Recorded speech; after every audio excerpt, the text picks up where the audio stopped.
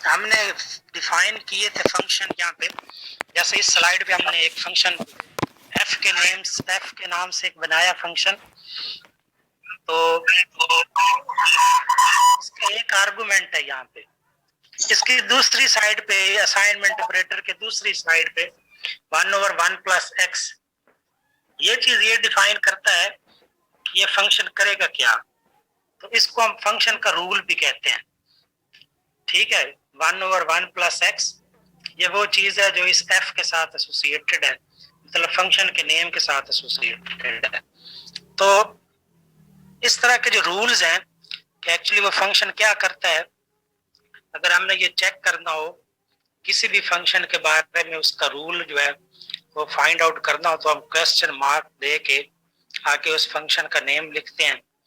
तो हमें वो मैथमेटिका बताता है कि ये एक्चुअली क्या रूल एसोसिएटेड है इस नेम के साथ। जैसे भी इस सिनेरियो में हमारे पास एफ फंक्शन था,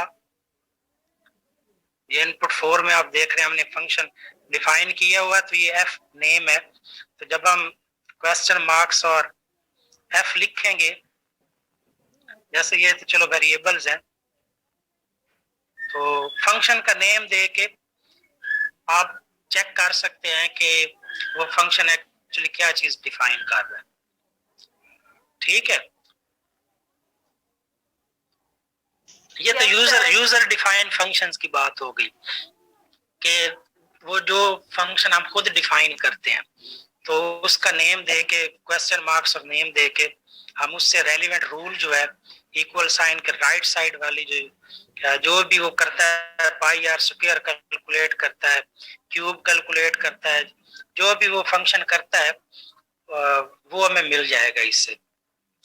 जबकि जो बिल्ट इन फंक्शंस है उसमें हमें कुछ ऐसा इस तरह का रूल नहीं मिलता, हमें नहीं पता होता कि वो कैसे डिफाइन किए गए हैं, क्योंकि वो जब लैंग्वेज डिजाइन हुई तो डिजाइनर्स ने उस वक्त वो बना के तो वो इंक्लूड कर दिए लैंग्वेज में, तो हमें नहीं पता वो कैसे लिखे हुए। हमें अपने फंक्शंस का तो पता होता है यूजर डिफाइंड फंक्शन का, लेकिन बिल्ट इन फंक्शंस का पता नहीं होता। लेकिन मैथमेटिका जो है बिल्ट इन फंक्शन से जो एसोसिएटेड रूल्स हैं उनको डिस्प्ले करने के लिए हमें सारी डिटेल तो नहीं देता, लेकिन उसका सिंटैक्स और उसका पर्पस वगैरह जो है वो हमें बताता है। समझाई बात की? Yes sir. ये अभी इस स्लाइड पे आप देख रहे हैं कि हमने क्वेश्चन मार्क्स के बाद रैंड 1 लिखा।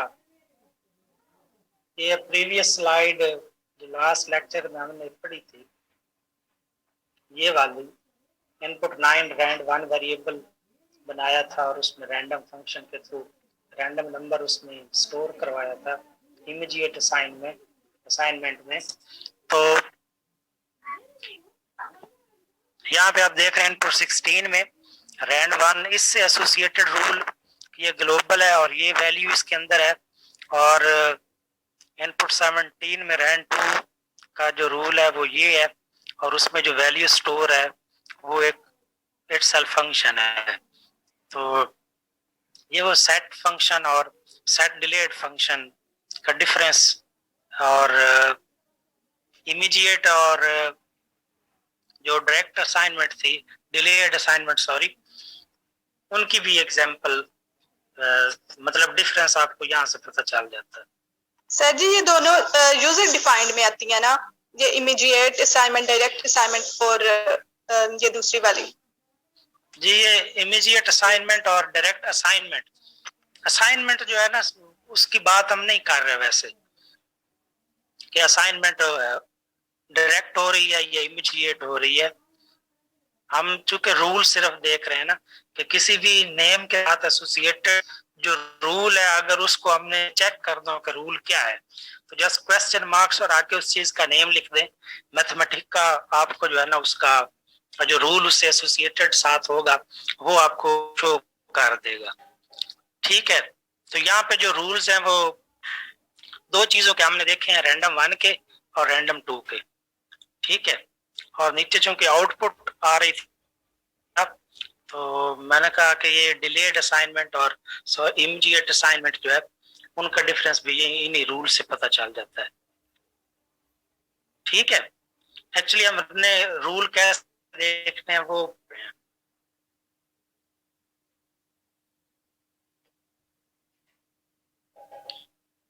अच्छा, इसके बाद हम मैथमेटिका में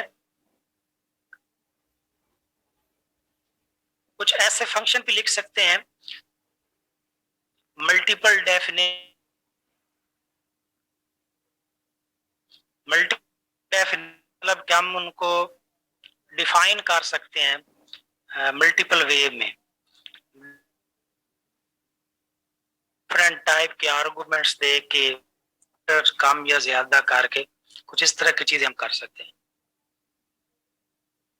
यानी जी ऑफ एक्स जो है फंक्शन है, तो एक्स क्यूब ये फंक्शन कैलकुलेट करेगा अगर एक्स की value less than equal to 0 हुई तो, और एक्स वैल्यू देगा अगर 0 और बिटवीन 1 वैल्यू हुई तो, और अगर ग्रेटर देन 1 हुई तो फिर ये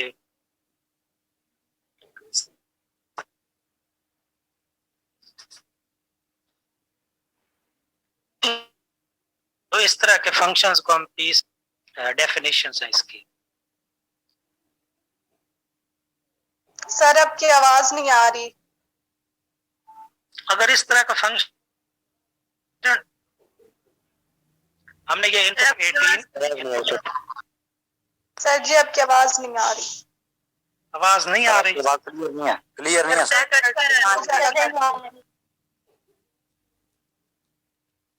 आ रही आवाज सर अब ये दोबारा बता दें ये वाला स्पाइस फंक्शन का।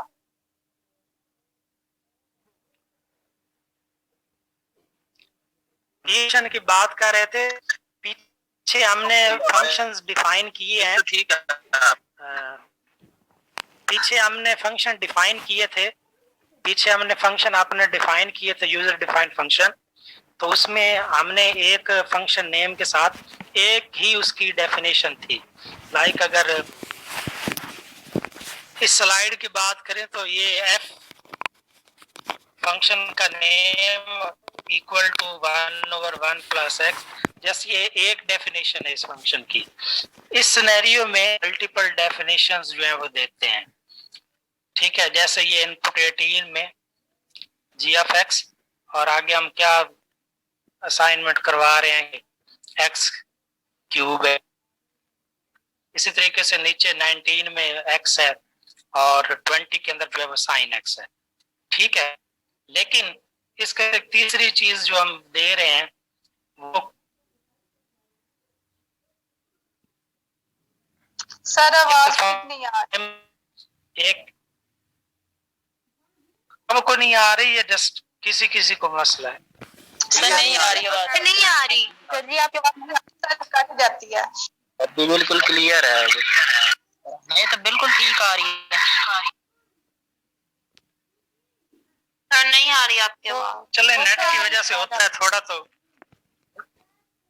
थोड़ा हौसला किया करें, रिपीट कर लिया करेंगे।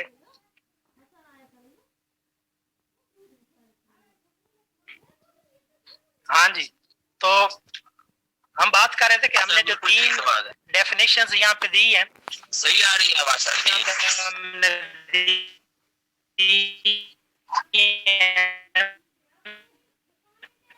सर कट रही है, नहीं आ रही आवाज, अभी फिर से कट रही है। 18 में सबसे पहले चीज जो है वो है कि कंडीशन है कि कब करेगा, जब एक्स में 0 या 0 से लेस। रिपीट कर दें, आवाज नहीं थी आ रही। जी सर प्लीज, आवाज नहीं सर, बहुत ज्यादा कट रही है आज। अब भूसला करके कहा है सर जी, रिपीट कर दें। जी सर इसकी समझ नहीं आई सर जी आप डिस्कनेक्ट करके अगेन ट्राई करें, शायद फिर सही हो जाए। मामा में थोड़ा आवाज आ रही, अभी आवाज आ रही है? अभी आ रही है सर, पढ़ाने लग गया। यस सर, ठीक है।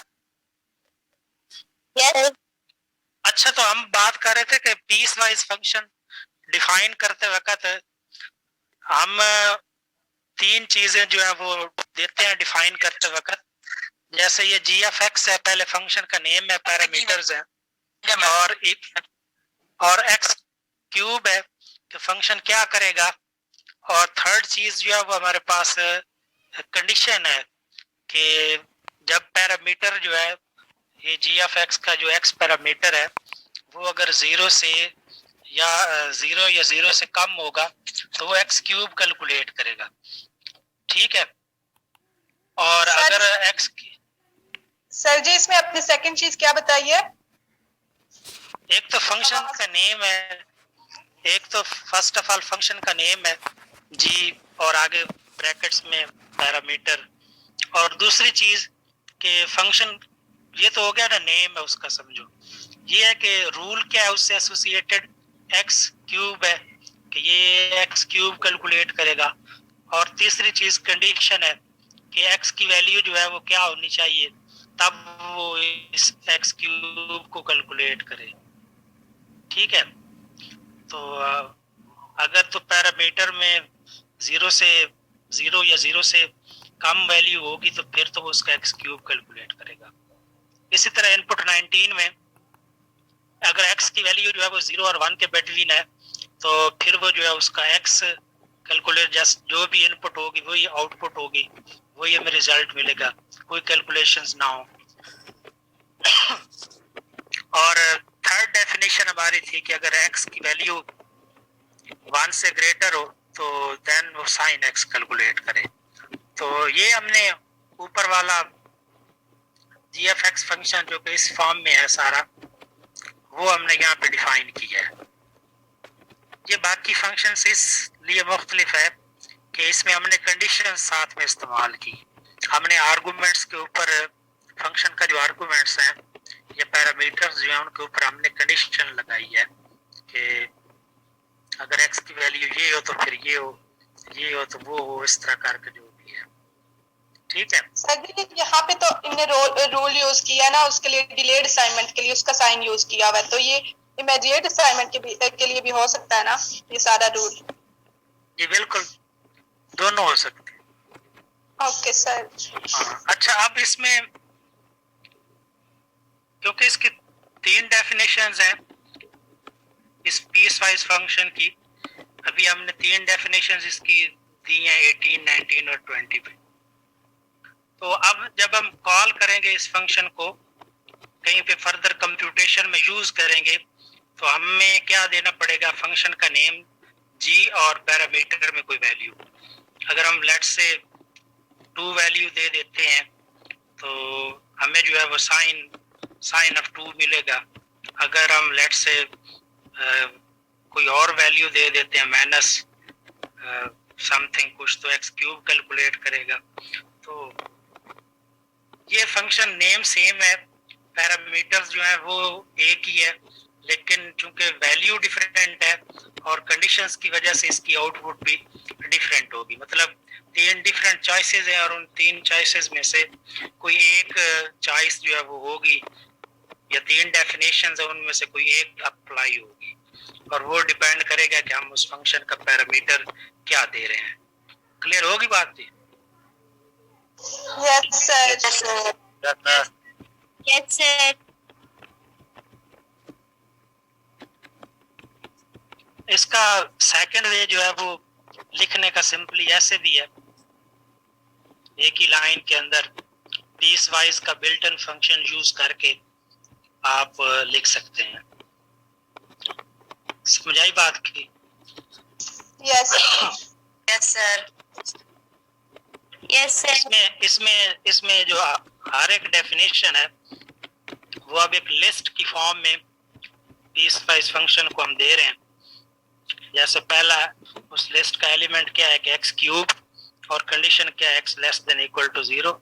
इसी तरीके से नेक्स्ट क्या है एक्स और उसकी जो रेंज है 0 एंड बिटवीन 1, और इस तरह साइन एक्स और एक्स इज ग्रेटर देन 1। तो सिंपल है, आप दोनों में से किसी भी में इसको लिख सकते हैं। क्लियर है जी? सिर्फ ये वाली जो वे था, ये Yes, sir. सिंपल है, और ये जो है ये piece wise built in function के थ्रू है।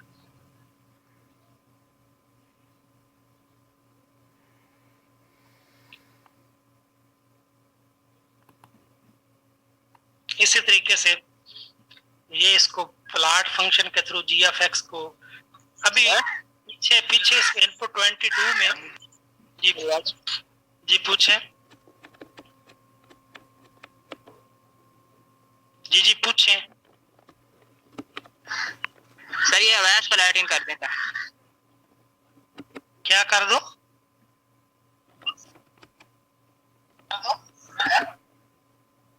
हेलो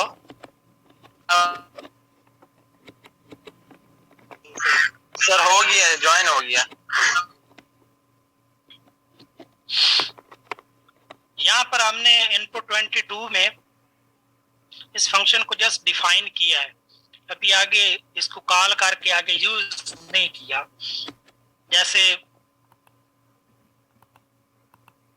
जैसे इस स्लाइड में हमने फंक्शन को जस्ट डिफाइन किया है, फिर इधर इनपुट 5 में हम उसको यूज कर रहे हैं, कॉल कर रहे हैं, ठीक है। 6 में भी और 7 में भी डिफरेंट पैरामीटर दे के। तो अभी हम पीस वाइज फंक्शन को यहाँ पे उस पीस वाइज फंक्शन जो जी ऑफ एक्स बनाया था उसको हम यहाँ पे कॉल कर रहे हैं, और हमने एक्स की वैल्यू दी है, एक्स क्या होगा -2 और 3, तो उस हिसाब से जो है ना ये उसका ग्राफ डिजाइन कर देगा। ठीक है। Yes, sir. Yes, sir. अच्छा, फंक्शन है same name but different definitions. तो अभी हमने ये देखा है कि नेम सेम है लेकिन मल्टीपल डेफिनेशंस हैं।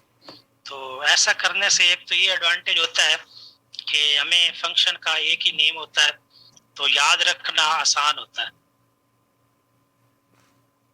ठीक है। और दूसरा एडवांटेज ये होता है कि मल्टीपल ऑपरेशंस एक ही फंक्शन परफॉर्म कर, तो एक तो याद रखना आसान है उसको, और दूसरे नंबर पे कि मल्टीपल डेफिनेशंस होती हैं, मतलब मल्टीपल टास्क वो परफॉर्म कर रहा होता है फंक्शन। तो ऐसे फंक्शंस जो हैं वो डिफरेंट बिहेव करते हैं या डिफरेंट परफॉर्म कर सकते हैं based on number of arguments, कि 1 या 2 या 3 कितने आर्गुमेंट्स हैं वो, और उनकी टाइप्स लाइक आर्गुमेंट्स पहला अगर इंटीजर है, दूसरा फ्लोटिंग पॉइंट है, कुछ इस तरह करके। तो डिफरेंट टाइप ऑफ आर्गुमेंट्स भी हो सकते हैं और नंबर ऑफ आर्गुमेंट्स वो भी डिफरेंट हो सकते हैं। समझ आई बात की जी? Yes, sir. Yes, sir. अभी इस में देखें तो ये हमारे पास इनपुट 24 में 1 आर्गुमेंट फंक्शन है, 1 + x + x² कैलकुलेट हो रहा है। 2 आर्गुमेंट्स है तो x + y हो रहा है। 3 आर्गुमेंट्स है तो 1/x + y - z है। तो नेम सेम है ff, ठीक है, और पैरामीटर्स जो है वो डिफरेंट है, ठीक है। एक में 1 है, 2 है, 3 है, और मल्टीपल टास्क भी परफॉर्म हो रहे हैं। तो यही है कि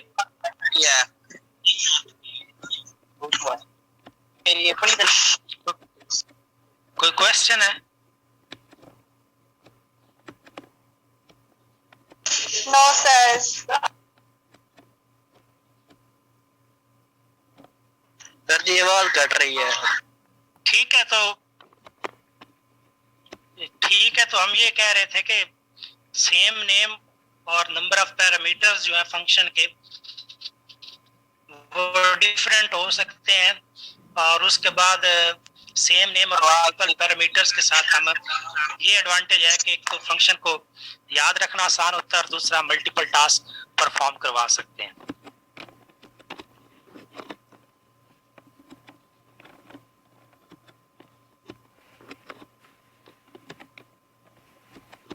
नेक्स्ट हमारे पास असाइनमेंट टैग है। जो फंक्शन है या हर जो आवाज नहीं आ रही, मैथमेटिक्स समझ नहीं आ रही। सर सही आवाज आ रही है। मैथमेटिका में हर जो चीज है, मैथमेटिका हर वो फंक्शन है, वो लिस्ट है, वो टेबल है, वो कोई और चीज है, रिपीट कर दें। मैथमेटिका हर समझ लें अपने ऑब्जेक्ट के साथ, हर जो ऑब्जेक्ट है उसके साथ एक टैग जो है वो उसको असाइन करता है। ठीक है, तो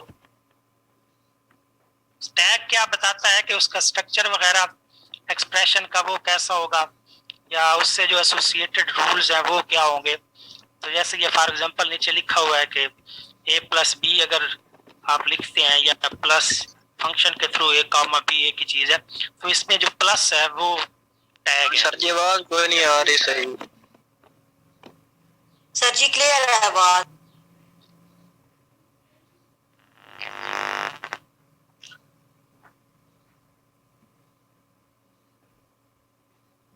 आवाज आनी तो चाहिए सही, पता नहीं क्या आ रही है मसला है। आवाज। यस सर आवाज आ रही है। अच्छा चलो, अगर किसी एक दो को ये बार-बार कोई बोली जा मसला रही हो तो, हाँ जी, अगर किसी को कोई मसला हो तो थोड़ा वेट कर लिया करें। आवाज हो सकता है इशू है वो नेट वगैरह का कोई। इसी तरीके से हौसला ही नहीं है। इसी तरीके से हम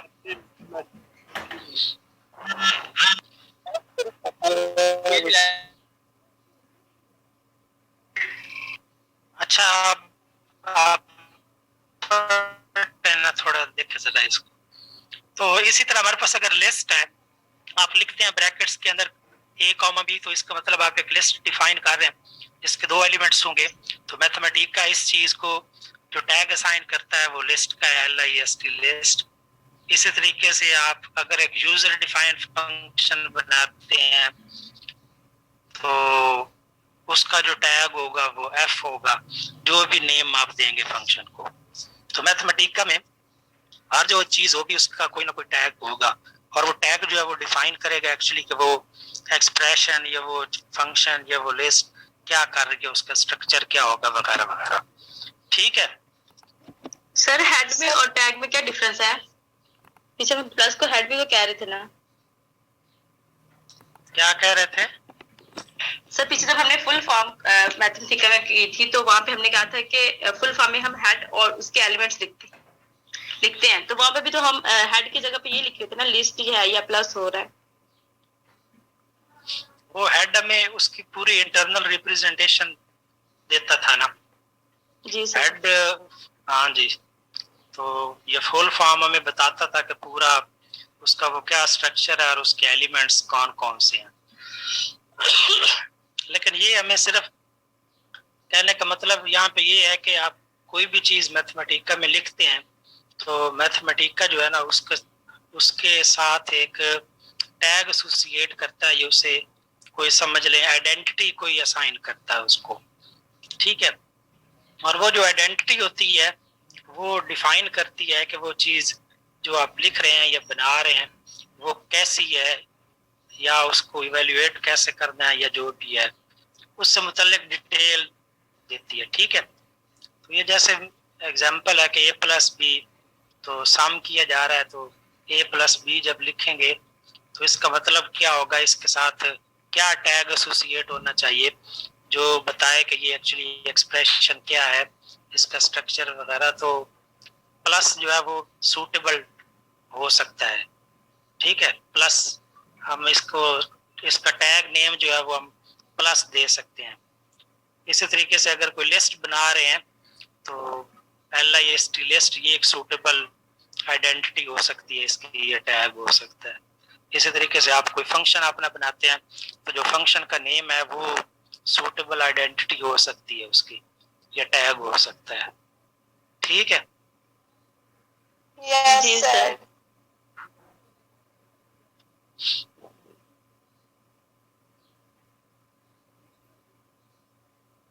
तो अगर हमने पीस वाइज फंक्शन डिफाइन किया या कोई ऐसा फंक्शन जिसकी मल्टीपल डेफिनेशंस होंगी, और अगर हम उसका रूल चेक करें, समझ नहीं आ रही। अब आपको नहीं समझ आ रही तो मैं क्या करूं, बाकी क्लास को तो आ रही है। सर कोई नहीं आ रही सर। सर हमें तो आ रही है सर जी आवाज आती है बट इंटरनेट इशू होता है, इसलिए इन्हें सही आवाज नहीं आती। ये खुद अपना इंटरनेट इशू जो है वो रिजॉल्व करें तो फिर आएगी सर।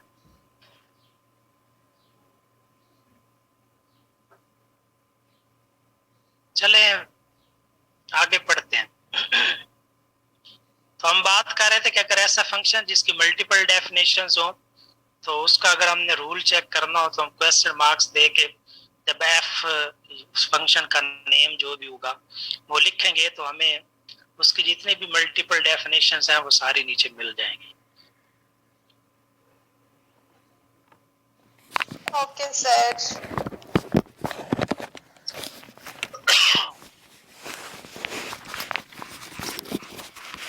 नेक्स्ट हमारे पास प्रेडिकेट्स हैं। प्रेडिकेट्स ये आपने मैथमेटिक्स में पहले पढ़े होंगे, या बूलियन अरिथमेटिक या बूलियन अलजब्रा, इस तरह की चीज पढ़ी है पहले। यस सर, पढ़ी हुई है। Yes sir. Yes sir.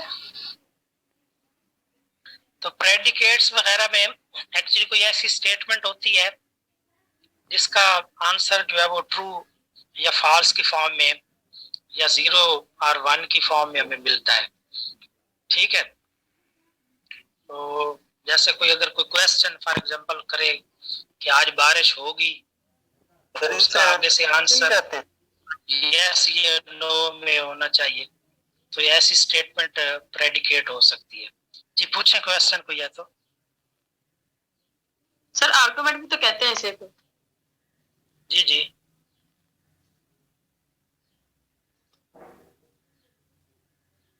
ये प्रेडिकेट मीन कोई भी ऐसी स्टेटमेंट या कोई भी ऐसा एक्सप्रेशन जिसका आंसर जो है वो 0 या 1 की फॉर्म में हो, या जिसका जो आंसर है वो ट्रू या फॉल्स की फॉर्म में हो।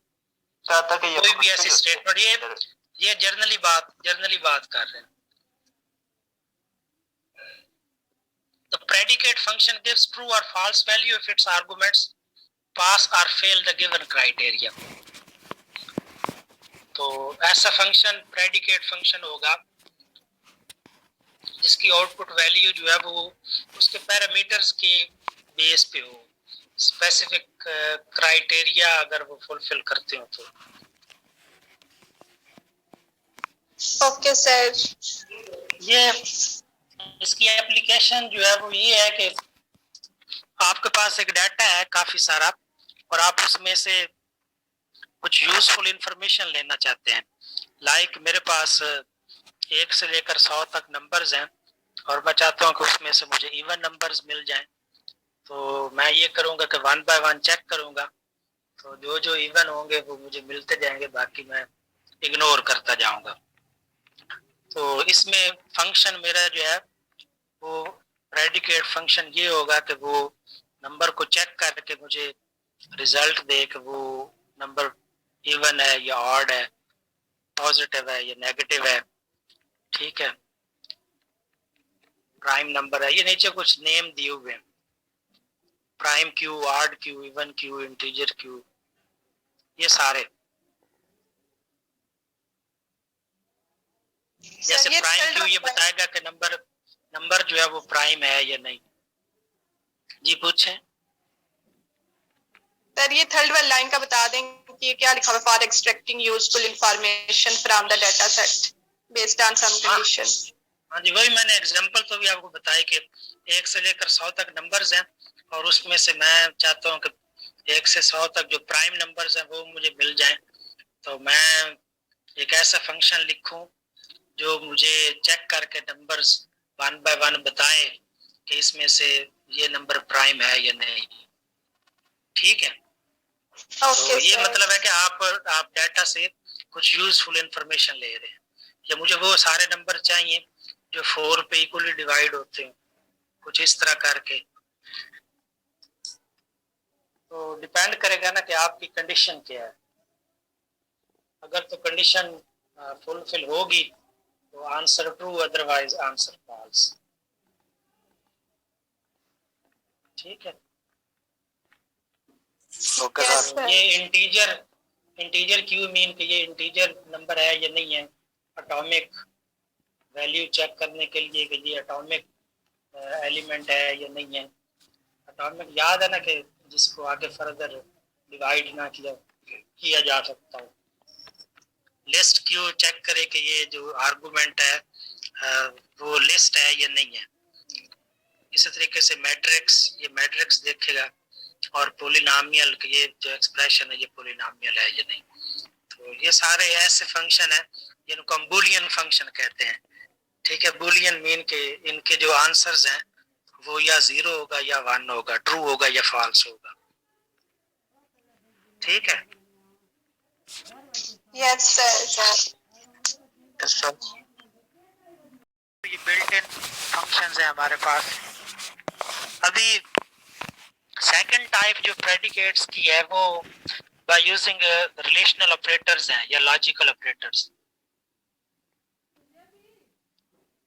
ये ऑपरेटर्स क्या करते हैं कि कंपेयर करते हैं दोनों ऑपरेंड्स को, और आंसर जो है वो हमें देते हैं कि फॉर एग्जांपल वो दोनों इक्वल्स हैं तो ट्रू आंसर होगा, अगर इक्वल्स नहीं है तो फॉल्स आंसर होगा, कुछ इस तरह करके।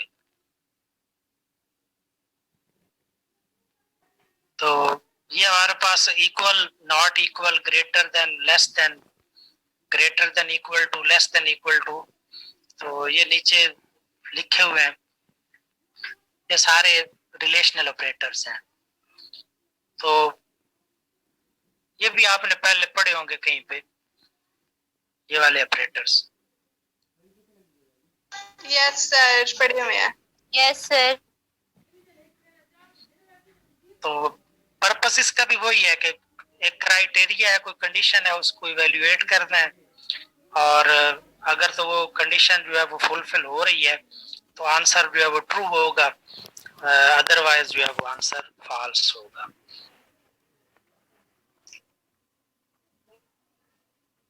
इसी तरीके से ये हमारे पास बूलियन एक्सप्रेशंस जो है, ये बूलियन ऑपरेटर्स आप इन्हें कह लें,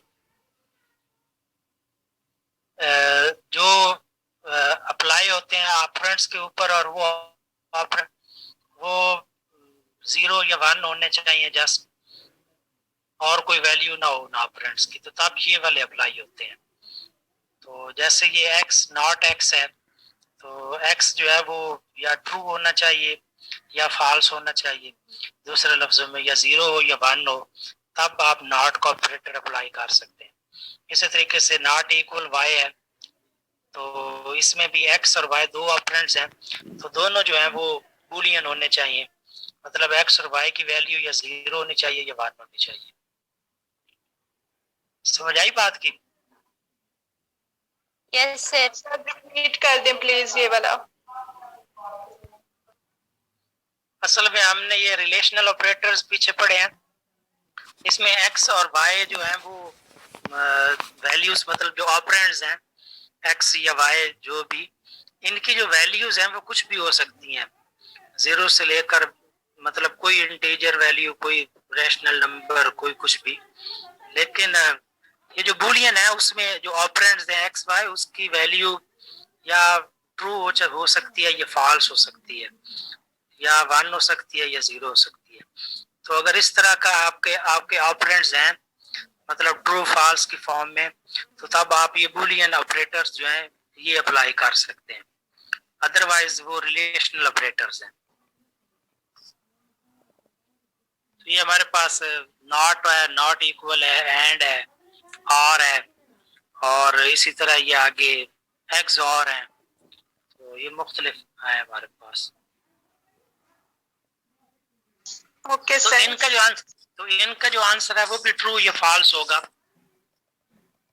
अगर एक्स सॉरी ये जो एंड है और आर ऑपरेटर्स हैं, और नॉट, ये बेसिकली 3 फेमस हैं, ज़्यादातर लैंग्वेजेस में ये यूज़ होते हैं। तो इसमें ये होता है जैसे एंड है, तो ये आपने कहीं पे पढ़े होंगे ट्रुथ टेबल, बूलियन अलजेब्रा में ट्रुथ टेबल का कंसेप्ट पता है?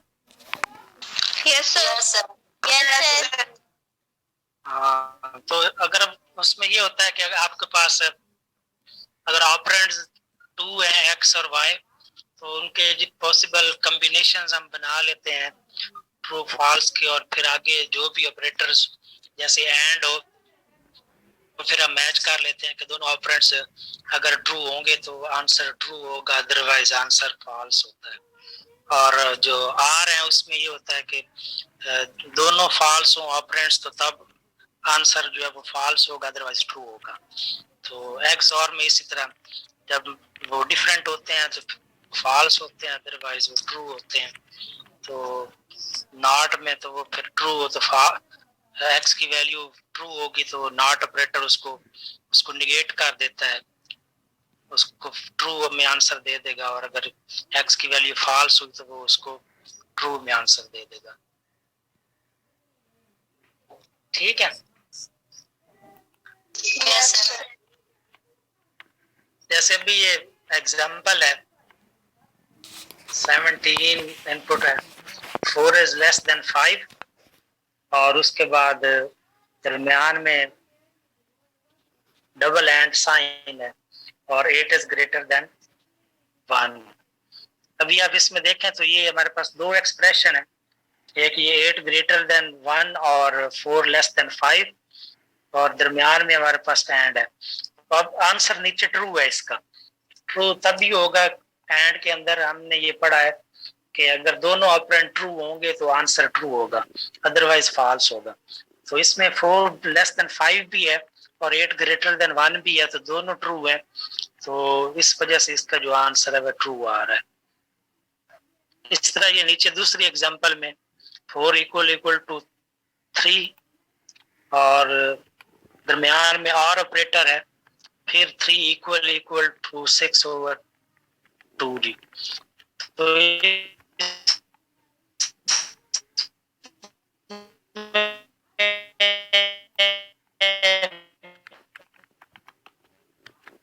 सर आवाज नहीं आ रही।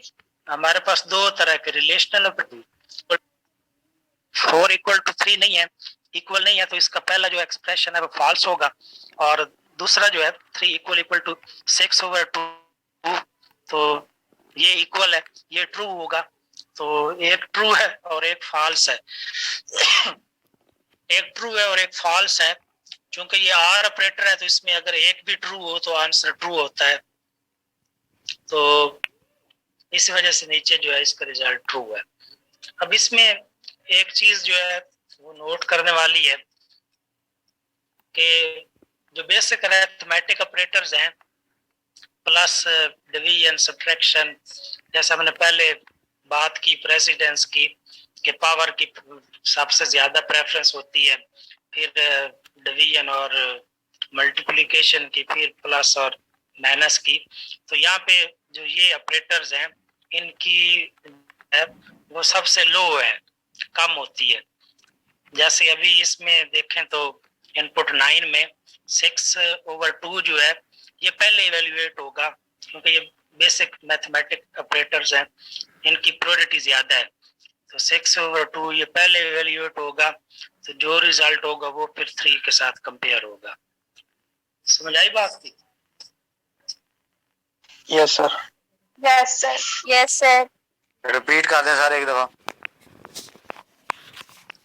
बात ये हो रही थी कि मैथमेटिक्स में जितने भी ऑपरेटर्स हैं उनकी अपनी प्रायोरिटीज होती हैं, तो उनमें ये जो रिलेशनल ऑपरेटर्स हैं इनकी प्रायोरिटी सबसे कम है, लो है।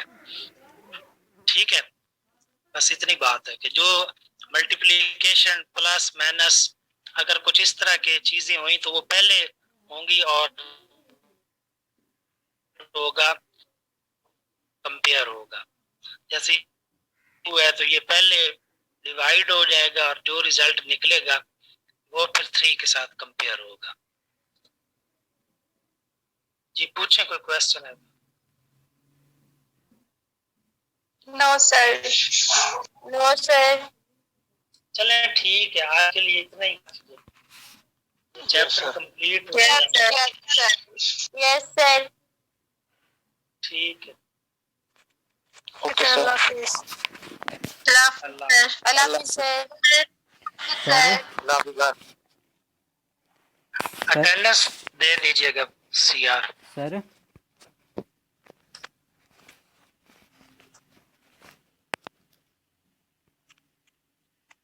CR सुन रहा है बात मेरी?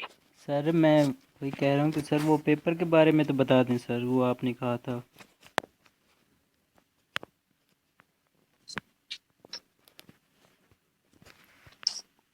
के बारे में क्या पूछना आपने? सर मतलब इसकी प्रिपरेशन कैसे करें, क्योंकि एमसीक्यूज़ बेस ही पेपर होगा, क्योंकि अब तो जिस तरह सिचुएशन है एमसीक्यूज़ बेस पेपर होना है, तो फिर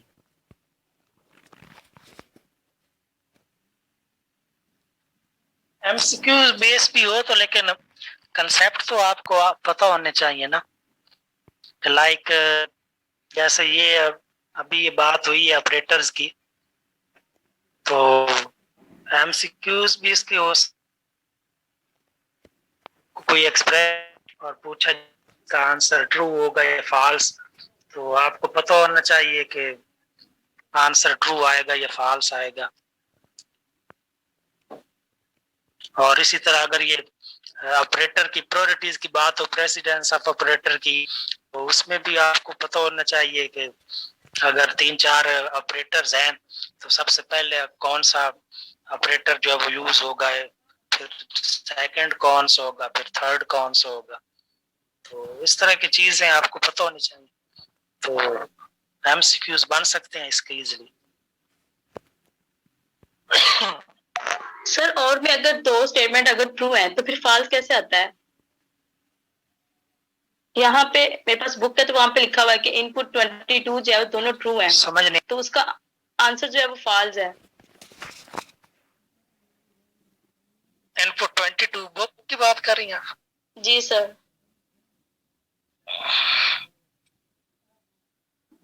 है वो और का ही है, अगर दोनों अगर ट्रू है तो फिर आंसर तो ट्रू नहीं आता। एक मिनट में देख। ओके। हाँ, ये इनपुट 22 ये XOR ऑपरेटर है ना। XOR ऑपरेटर और चीज है, और चीज है। Okay okay. इसमें ये ट्रू, इसमें ट्रू आंसर तब आएगा जब दोनों जो है ना एक ट्रू और एक फॉल्स होगा। जब दोनों सेम होंगे तो आंसर फॉल्स होगा। आ जाएगा। ठीक है सर। ठीक है।